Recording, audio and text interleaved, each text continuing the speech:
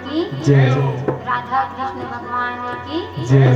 राधे राधे श्याम से मिला दे।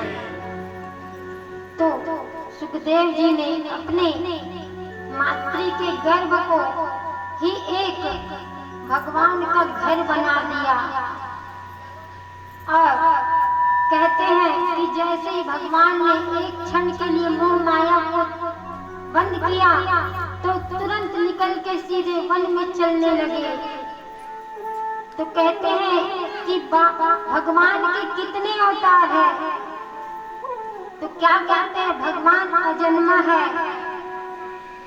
तो प्रभु ने जन्म कैसे लिया, तो क्या कहते हैं कि जब जब हो ही धर्म की हानि, बढ़ी असुर महाअभिमानी, तब तब धरी प्रभु विविध शरीरा, हरि कृपा निधि सज्जन पीरा। तो क्या कहते हैं भगवान के 24 अवतार है। तो भगवान के 24 अवतार में कौन कौन से अवतार है, तो बताने लगे कि पहला अवतार है सनक सनंतन सनातन और संत कुमार, और दूसरा अवतार है वारा अवतार, उसके बाद संत नारद का, उसके बाद है नर और नारायण, उसके बाद भगवान श्री कपिल देव जी का, उसके बाद दत्तात्रेय जी का, उसके बाद यज्ञ भगवान, उसके बाद ऋषभ देव, उसके बाद पृथु जी, उसके बाद मत्स्य अवतार, कच्छप अवतार, धन्वंतरी अवतार, मोहिनी अवतार, श्री नरसिंह भगवान का अवतार, उसके बाद वामन भगवान का अवतार, उसके बाद श्री परशुराम जी का, उसके बाद महर्षि वेद व्यास का, उसके बाद आदरणीय प्रभु श्री राम का, उसके बाद श्री बलराम जी शेष अवतार, उसके बाद मेरे कन्हैया का अवतार, उसके बाद हरि अवतार, उसके बाद हंस अवतार, उसके बाद बुद्ध अवतार, और आखिरी 24 अवतार है कल्कि अवतार। तो इनमें जितने अवतार है उनमें प्रत्यक्ष परिपूर्णतम अवतार जो है वो है श्री कृष्ण अवतार और श्री राम अवतार।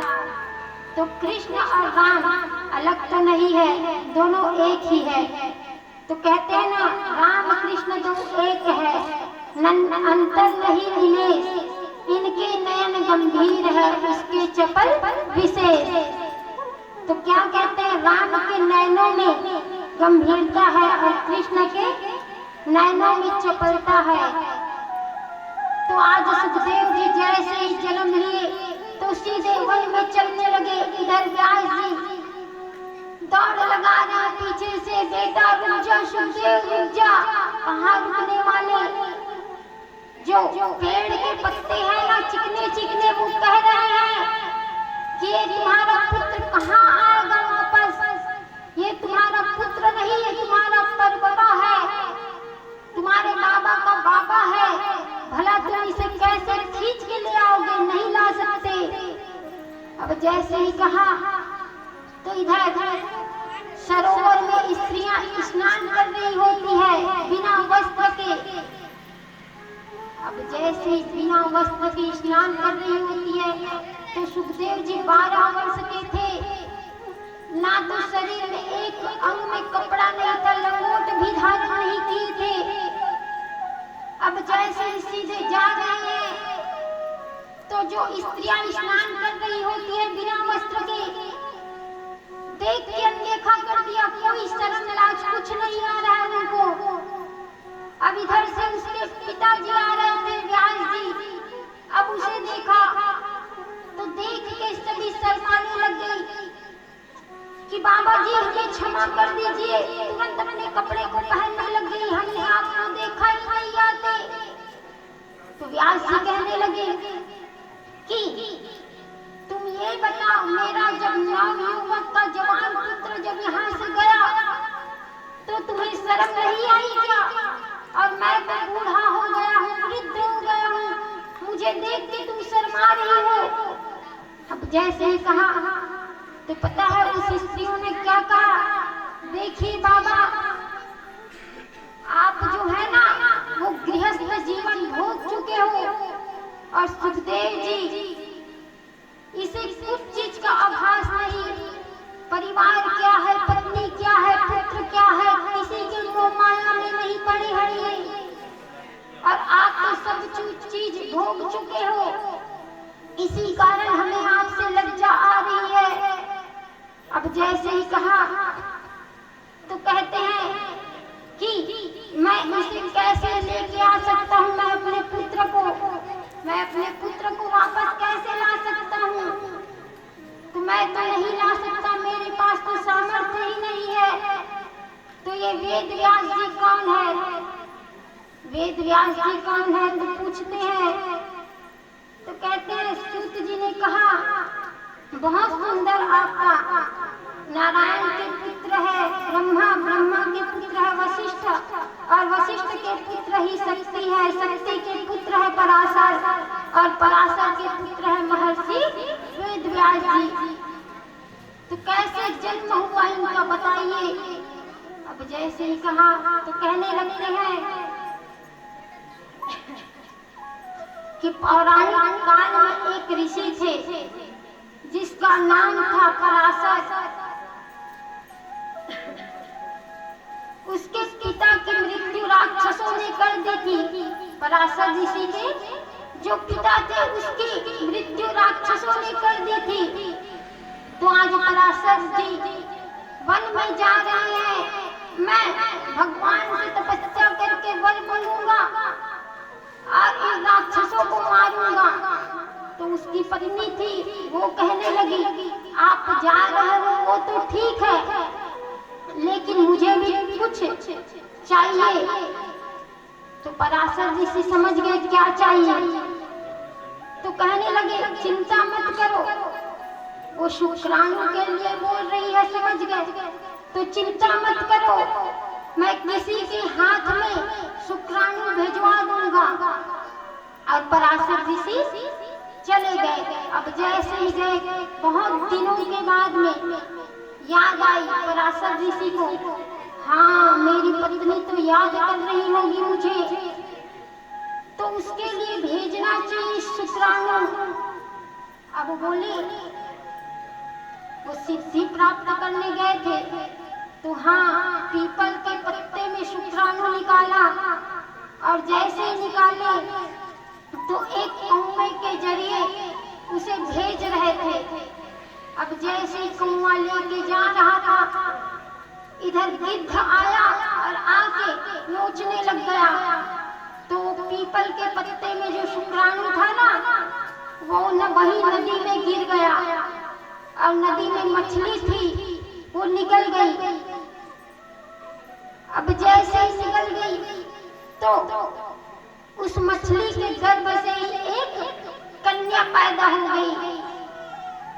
अब जैसे ही पैदा हुई तो वो इंसान का शुक्राणु था, तो लड़की थी जो जन्म ली थी वो, लेकिन मछली के गर्भ से जन्म ली थी। तो उसके शरीर से मछली की इतनी दुर्गंध निकलती थी, बदबू, और मछुआरों ने उसे पकड़ा तो वही उसे पाल रहे हैं। अब आज पराशर ऋषि जैसे ही तपस्या करके सिद्धि हासिल करके आने लगे, तो वो मछुआरा खाना खा रहा था और जो उसके शुक्राणु से जो लड़की थी ना, उसे पाल पोस के अपनी बेटी की तरह रखा था। तो जैसे ही पराशर ऋषि आए तो उसे नदी पार करना था, तो मैं कैसे जाऊंगा, तो इस मछुआरे के घर चलता हूँ, उसे ही कहूंगा पार लगा दे। अब जैसे ही कहा तो उसके घर आ गए।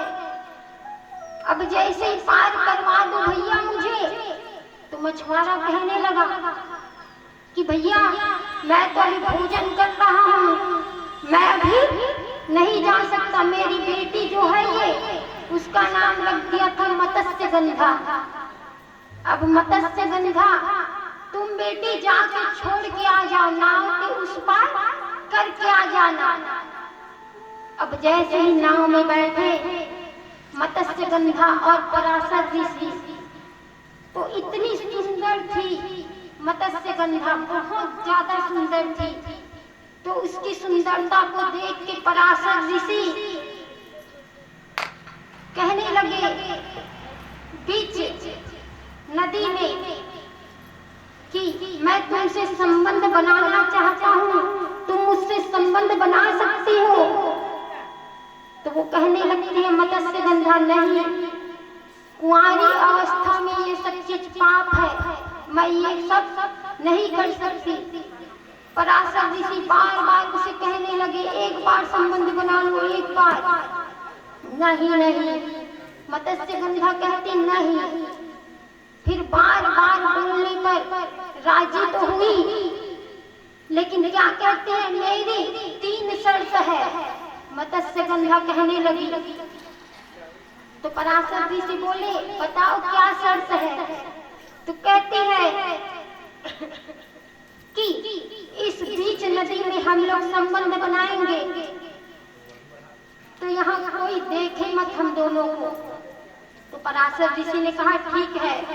तो उस बीच नदी को ही कृत्रिम द्वीप में बदल दिया, कोई वहां देख नहीं सकता।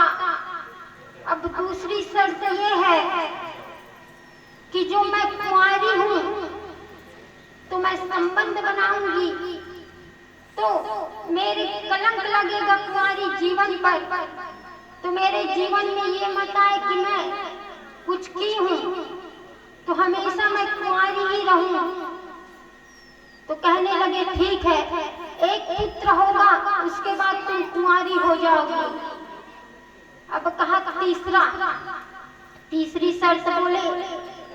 तो कहने लगी कि मेरे शरीर से मैं मछली के गर्भ से उत्पन्न हुई हूँ, तो मेरे शरीर में इतनी दुर्गंध आती है, बदबू आती है, दूर से लोग मुझे सूंघ के जान जाते हैं, मछली जैसे बदबू आती है, दुर्गंध आती है, तो ये खुशबू में प्रवृत्त हो जाए। तो कहा ठीक है। तो इतना सुगंध आ गया उसके शरीर से, बहुत दूर से इतना खुशबू। अब जैसे ही कहा तो तीनों मान गए और वैसे ही किया। उसके बाद उसका एक पुत्र हुआ, तो क्या कहते, उसका नाम पड़ गया कृष्ण द्वैपायन, जो आगे चल के महर्षि वेद व्यास के नाम से प्रसिद्ध हुए। वही मत्स्यगंधा आगे चलकर हस्तिनापुर नरेश शांतनु की पत्नी बनी और सत्यवती के नाम से जाने लगी।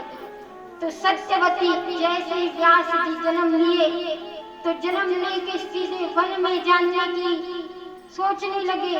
तो सत्यवती माता कहती है कि बेटा तुम वन में मत जाओ, मैं कैसे रहूंगी बेटा, मैं तुम्हारे बिना कैसे रह सकती हूँ, मत जाओ। तो क्या कहते हैं व्यास जी कि माता मैं उत्तराखंड जाऊंगा और सम्याग्रास बद्रीनाथ स्वर्ग दर्शन होता है, वहां जाऊंगा, भगवान का तपस्या करूंगा, तो मैं कैसे रहूंगी बेटा, तुम मत जाओ। अब जैसे ही कहा तो कहने लगती है, तो व्यास जी कहने लगे कि माँ आप जब कभी भी आप मुझे याद करोगी ना माँ, मैं तुरंत दौड़ के आपके पास आ जाऊंगा। अब जाने की अनुमति दे दी। तो व्यास जी जो थे सीधे चले गए बद्री धाम, स्वर्ग दर्शन होता है वहां। तो वहां एक वेद बनाया, उसके 3 भाग किए। 3 भाग कौन कौन से? 3 भाग किए और तो इसका 4 वेद बन गया। एक वेद के 3 भाग किए, उसके बाद ये 4 वेद बन गया। ऋग्वेद, यजुर्वेद, सामवेद और अर्थवेद। तो 4 वेद लिखे और 17 पुराणों का रचना किया। इसमें सबसे सर्वश्रेष्ठ पुराण है विष्णु पुराण। तो व्यास जी सोचते हैं कि मैंने इतना सब किया, 4 वेद किए, 17 पुराण किया, लेकिन मेरा मन अभी भी शांत नहीं है, मेरा मन अभी भी बेचैनी है। क्योंकि कहते हैं ना जब मैंने इतने वेद लिखे, पाठ लिखे, जब मेरा मन पढ़ने में तृप्त नहीं हो रहा है तो सुनने वाले कहाँ से तृप्त हो सकेंगे। अब जैसे ही कहा, मैं क्या करूं, आजकल के लोगों की बुद्धि तो बिगड़ गई है। कलयुग के लोगों की बुद्धि क्या हो गई है पता है? अपने बेटा की शादी होगी तो उसमें इतना नाचेंगे, इतना नाचेंगे, और भागवत की कथा भजन कीर्तन में जाएंगे तो अरे ये पड़ोसी नहीं देखा थे, वो नहीं देखा थे, शर्म लगते, लाज लगते।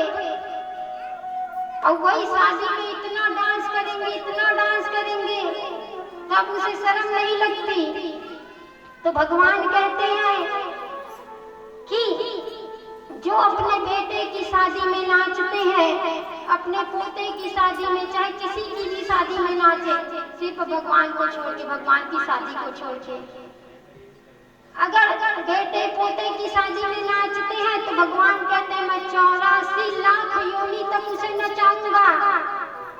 और भगवान की कथा में, भगवान के शादी में, उसके भजन में जो नाचता है, मैं 84 लाख योनि तक उसे नाचने नहीं दूंगा, भटकाऊंगा नहीं।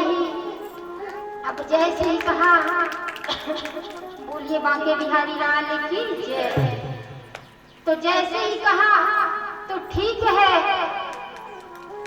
मुझे इतना आनंद ही नहीं आ रहा है, मैं क्या करूं, सबकी बुद्धि बिगड़ गई है, ऐसा कुछ क्या कर सकता हूं मैं।